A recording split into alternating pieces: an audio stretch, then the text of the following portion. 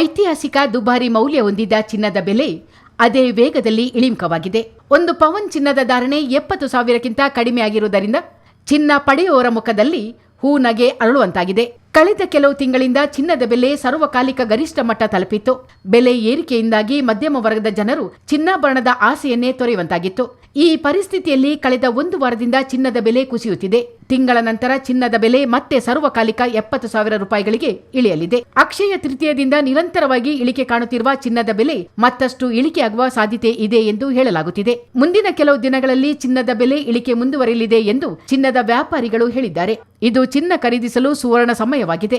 Trump America ಅಧ್ಯಕ್ಷರಾದ ಬಳಿಕ ವ್ಯಾಪಾರ ಯುದ್ಧ ನಡೆಯುತ್ತಿದೆ. ಇದರಿಂದಾಗಿ ಚಿನ್ನದ ಮೇಲಿನ ಹೂಡಿಕೆ ಹೆಚ್ಚಾಗಿ ಬೆಲೆ ಏರಿಕೆಗೆ ಕಾರಣವಾಗಿತ್ತು. ಈಗ ವ್ಯಾಪಾರ ಯುದ್ಧ ಮುಗಿಯುತ್ತಿರುವುದರಿಂದ ಚಿನ್ನದ ಬೆಲೆ ಕುಸಿಯುತ್ತಿದೆ ಎನ್ನುತ್ತಾರೆ ಚಿನ್ನದ ವ್ಯಾಪಾರಿಗಳು.